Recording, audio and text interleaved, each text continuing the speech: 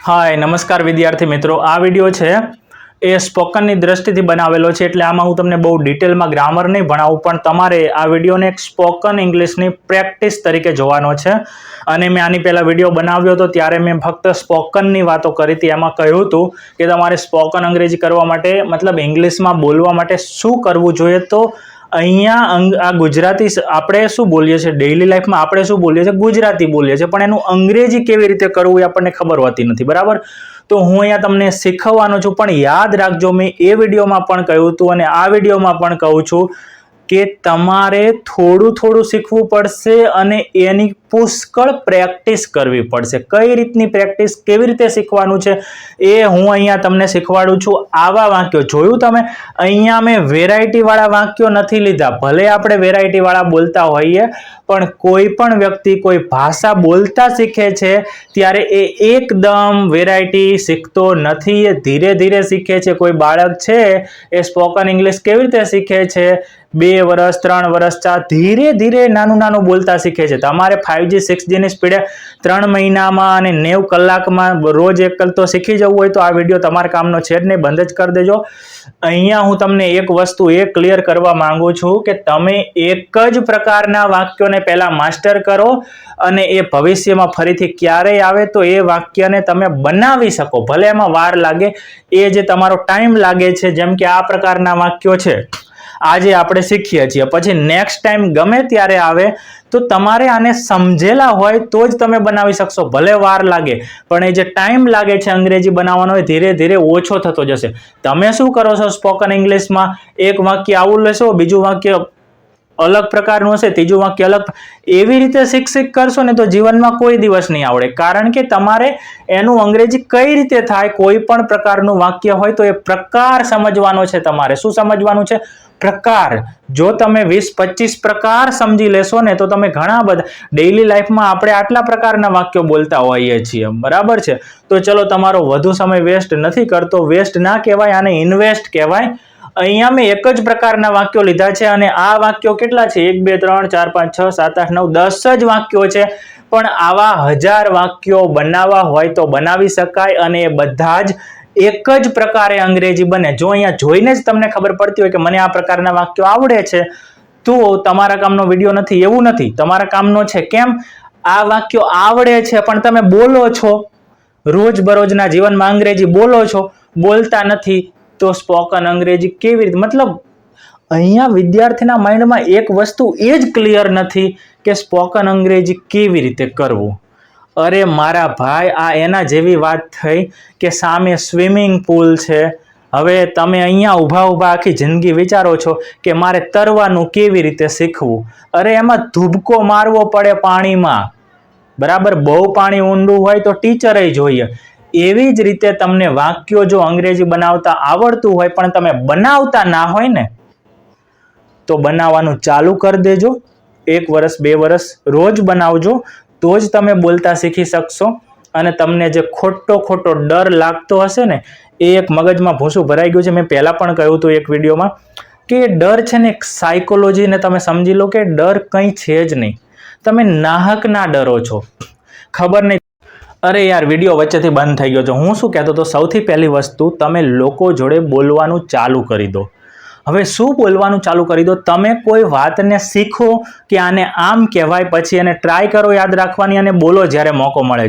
आवुं धीरे धीरे एडअप करता रहेशो ने तो ज तमारुं स्पोकन इंग्लिशनुं जे लेवल छे ने ए अप थतुं रहेशे। 1 महीनो 2 महीना 3 महीना 5 महीना 6 महीना 1 वर्ष 2 वर्ष धीरे धीरे अप थाय। एक ज रातमां कंई थवानुं नथी। चलो आम कारण के हूँ स्पोकन इंग्लिशनी वातो करवानुं चालू करूँ ने एटले एमां कलाकोना कलाको जता रहे छे। एनुं कारण ज ए छे के स्पोकन अंग्रेजी कोई मोटी वस्तु नथी। मोटी वस्तु छे एनुं योग्य मार्गदर्शन, योग्य रस्तो अने योग्य मेथड जे कोई कहेतुं ज नथी। बस सीधुं चालू कर दे छे के आम आनुं अंग्रेजी आ थाय आनुं। अलिया बधाने खबर छे अत्यारे तो सारा सारा एआई आवी गया छे के तमे तरत ज कहो एटले बधुं ज शीखवाड़ी दे छे, पण आपणने हजी केम बोलता नथी आवडतुं? कारण एनुं ए छे के आपणने खबर नथी पड़ती के पगथिया कया छे, पहेलुं स्टेप शुं छे। तो मित्रों, तमारे शुं करवानुं छे? એક પ્રકાર એટલે શું? આ જો આ એક પ્રકાર કહેવાય. એક પ્રકારનો મતલબ કે એ બધાનું અંગ્રેજી સરખી રીતે થતું હોય. સરખી રીતે એટલે કે શબ્દોનો જે ક્રમ છે ને એ સરખો હોય, ખાલી શબ્દો બદલાતા હોય. જુઓ બધામાં શું છે, અહીંયા આ વ્યક્તિ કંઈક પોતાના વિશે વાત કરે છે અને મેં અહીંયા બધામાં શું લખ્યું છે? હું રોજ, હું રોજ, હું રોજ, હું રોજ, હું રોજ, હું રોજ, હું રોજ, હું રોજ, હું રોજ અને હું રોજ. તો જ્યારે પણ આવું આવે કે હું રોજ આમ કરું છું, ત્યારે એનું અંગ્રેજી કેવી રીતે થાય?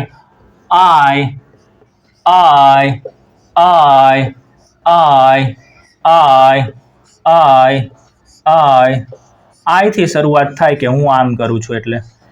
હવે બીજો અગત્યનો મુદ્દો જે મેં સેંકડો વિદ્યાર્થીઓમાં જોયો છે, એ યાદ રાખજો તમે. પણ હું એક વિદ્યાર્થીને સ્પોકન અંગ્રેજી ભણાવવા જાઉં છું પર્સનલી.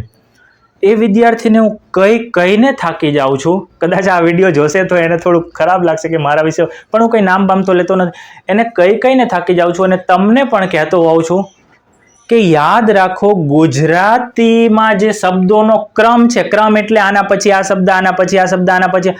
અંગ્રેજી એનું બનાવો ત્યારે એક ક્રમ જળવાઈ નથી રહેતો. અંગ્રેજીમાં શબ્દોનો ક્રમ અલગ હોય છે, તમારે યાદ રાખવાનો હોય. એવું નહીં કરો તો નહીં આવડે. હું નું આઈ થઈ ગયું. પહેલો શબ્દ છે એનું અંગ્રેજીમાં પણ પહેલા જ શબ્દ તરીકે આવે છે, પણ એનો મતલબ એવો નથી કે ડેઈલી બીજા શબ્દ તરીકે આવશે. હવે યાદ રાખો, જે વ્યક્તિની વાત હોય એમાં આ તો આપણને ખબર છે, પણ બીજા શબ્દમાં શું આવશે? તો કે જે છેલ્લો શબ્દ છે ને, ઉઠું છું, પીવું છું, રમું છું, બોલું છું, જોઉં છું, વાંચું છું, કરું છું, પ્રાર્થના કરું છું, ઓકે, પછી ખાઉં છું, ધોઉં છું અને ભણાવું છું. તો આવા તો હજારો ક્રિયા છે, આવી હજારો ક્રિયા છે, આવા હજારો ક્રિયાપદ છે. દરેક ક્રિયાપદનું અંગ્રેજી આવડવું એ તમારી ફરજ છે.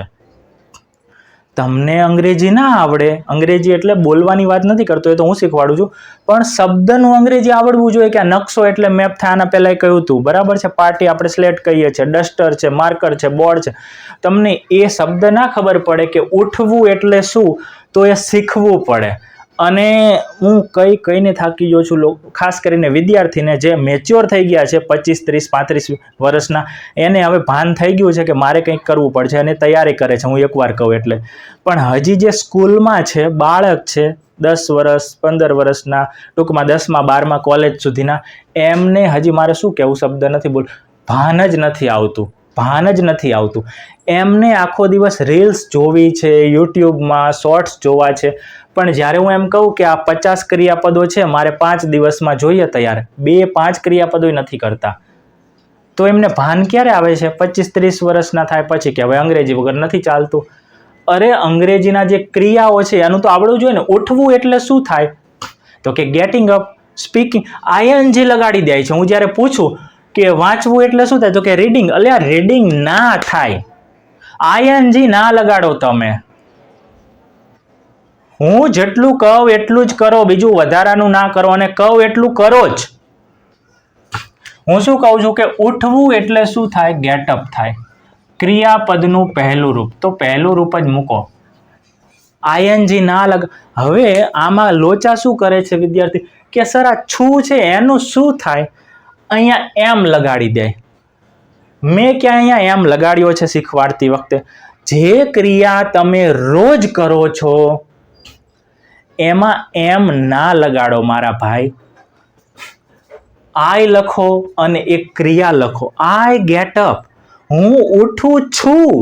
આની અંદર છું આવી ગયું છે, અલગથી આઈ એમ ગેટ અપ ના આવે.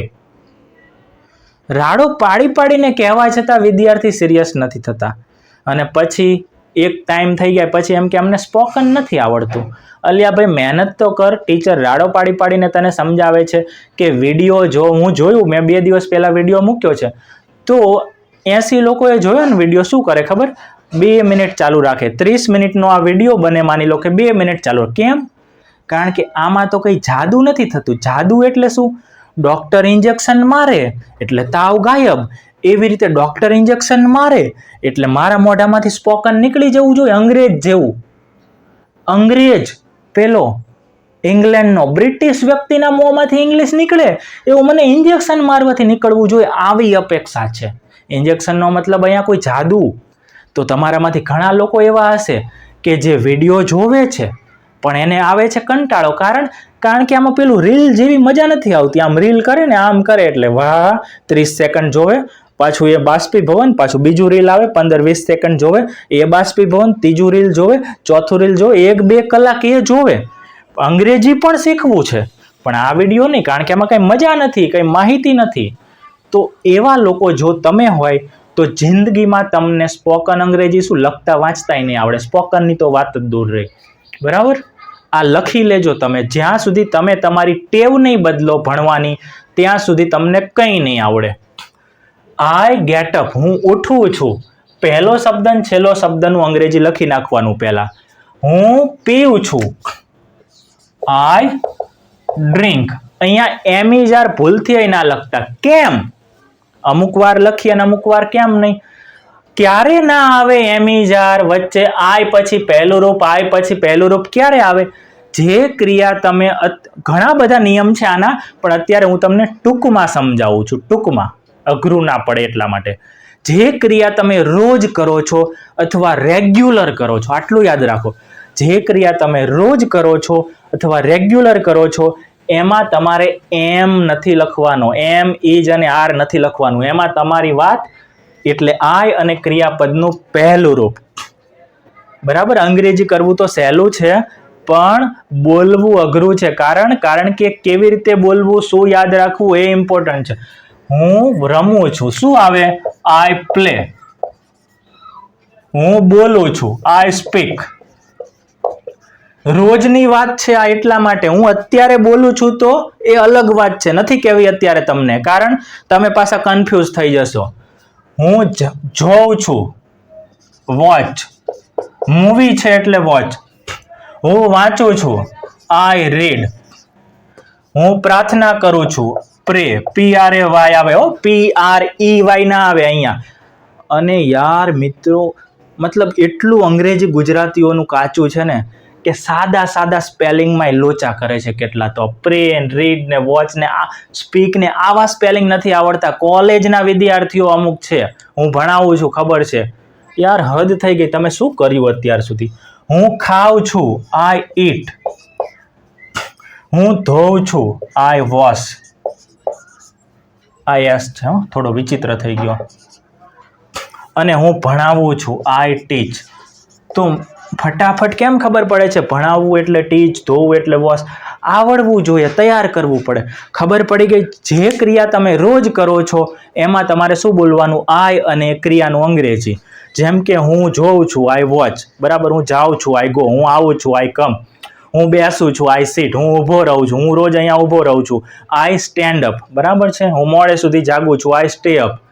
બરાબર છે. ઓકે, હું ભણાવું છું, આઈ ટીચ. તો આવા હજારો ક્રિયાપદ છે. આઈ પછી બોલવા જ મંડો. આઈએનજી ના લગાડતા, રોજની વાત હોય તો, અને એમ ના.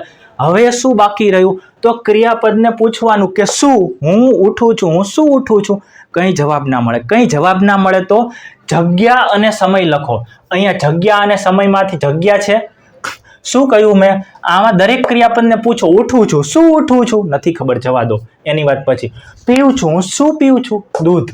તો લખો મિલ્ક. રમું છું, શું રમું છું? ચેસ. તો લખો ચેસ. આવડે કે ના આવડે? ક્રિયાપદને પૂછો શું રમું છું? ચેસ. બોલું છું, શું બોલું છું? અંગ્રેજી, એનો ઇંગ્લિશ. જોઉં છું, શું જોઉં છું? મૂવી. તો અ મૂવી લખો. આની ચિંતા અત્યારે ના કરો, બરાબર છે. વાંચું છું, વાર્તા, અ સ્ટોરી. ઘણી બધી હોય, બરાબર, પણ આપણે એક વસ્તુની વાત કરતા હોય તો એ કે એન આવે. અમુક વસ્તુઓ જેમ કે જેને ગણી ના શકાય એની આગળ એન ના આવે, રમતના નામની આગળ એન ના આવે અને ભાષાના નામની આગળ એન ના આવે, એટલે ત્યાં નથી લખ્યું. બાકી આ તો 1 2 3 4 5 હોય, 5 અંગ્રેજી 10 અંગ્રેજી કહેવાય ના, 1 દૂધ 2 દૂધ 3 દૂધ કહેવાય, 1 ચેસ 2 ચેસ 3 ચેસ કહેવાય ના કહેવાય. તો જેને કહી શકાય 1 2 3 4 એવી રીતે ગણી શકાય, તો એવી વસ્તુની આગળ એ આવે જ્યારે એ એક હોય ત્યારે. પ્રાર્થના કરું છું, આઈ પ્રે એટલે પ્રાર્થના કરું છું, હું રોજ પ્રાર્થના. શું કરું છું? પ્રાર્થના. તો પ્રાર્થના અલગથી નથી લખવાનું, પ્રેની અંદર જ આવી ગયું પ્રાર્થના કરું છું. હું ખાઉં છું, આ ઈટ. શું ખાઉં છું? 3 રોટલી. અહીંયા રોટલી નથી, 3 સંખ્યા હોય તો લખવાની. અહીંયા 1 હતું, ભલે અંદર લખ્યું ના હોય, પણ અંદર ના હોય ત્યારે 1 હોય તો 1 લખવાનું, વધારે હોય તો વધારે. તો જ્યારે વધારે હોય ત્યારે એ લખવાનું 3 રોટીજ. હવે ઘણા આ વસ્તુ નથી ખબર પડતી. જે વસ્તુ છે એનું અંગ્રેજી ઓરિજિનલ ના હોય, એનું જે હોય એ જ થાય. ઘણા બ્રેડ કરે ને લોફ કરે, રોટલીનું કંઈ ના થાય, રોટલી રોટલી જ કહેવાય. હું ધોઉં છું, વોશ. શું ધોઉં છું? કપડાં, તો ક્લોથ્સ.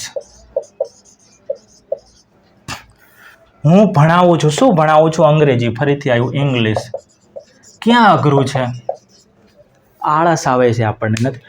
બાકી શું રહ્યું? સવારે 6 વાગે, તો પહેલા નાનો ટાઈમ લખો, આઈ ગેટ અપ એટ. સમયની આગળ શું આવે? એટ આવે, જ્યારે ઘડિયાળનો સમય હોય 6 o'clock. શું બાકી રહ્યું? સવારે, in the morning at 6 o'clock. અથવા તો સવારે 6 વાગે કહેવા માટે 6 AM લખી નાખો તોય ચાલે, બરાબર. At 6 o'clock in the morning. સવારમાં જ ઉઠવાની વાત હોય, નાઇટ શિફ્ટ કરતા હોય તો એ સાંજે ઉઠે. બાકી ઓકે, તો અહીંયા સવાર માટે ઇન ધ મોર્નિંગ લખી શકો અથવા એટ 6 AM. હવે અહીંયા શું બાકી રહ્યું? રાત્રે, રોજ રાત્રે. અચ્છા, અને રોજ બાકી રહ્યું. જો બધામાં રોજ છે તો યાદ રાખો, આ જે રોજ છે ને એનું છેલ્લે એવરીડે કરી નાખજો. અહીંયા જગ્યા નથી એટલે હું નથી લખતો. વાક્યના અંતે એવરીડે આવશે, બરાબર. આ બધાનું તો જે એના સિવાયનું બાકી રહે છે સમા એટલું લખીએ. રોજ રાત્રે એટલે શું થાય? Every night. રોજ હોય તો એવરીડે આવે, પણ રોજ રાત્રે હોય તો એવરી નાઇટ. હું રોજ ચેસ રમું છું, તો એવરી ડે. પૂરું. રોજ, એવરી ડે. એવરી ડે અલગ અલગ આવે. એવરી ડે એક શબ્દ સાથે ના આવે. સાથે ક્યારે આવે? જ્યારે કોઈ નામની આગળ એવરી ડે આવે. જેમ કે this is my every day work, આ મારું રોજનું કામ છે, વિશેષણ તરીકે આવે ત્યારે. અત્યારે તમે છેલ્લે શું લખો? એવરી અને ડે અલગ લખો, બરાબર છે. રોજ અંગ્રેજી બોલું છું, એવરી ડે. રોજ, every day, every day, every day I pray. હવે પ્રાર્થના કરવા માટે આપણે એવું બોલીએ છીએ, પ્રે ટુ ધ ગોડ. આવું આખું બોલીએ છીએ, પ્રે to the God every day, every day, every day, every day. ક્યાં અઘરું છે?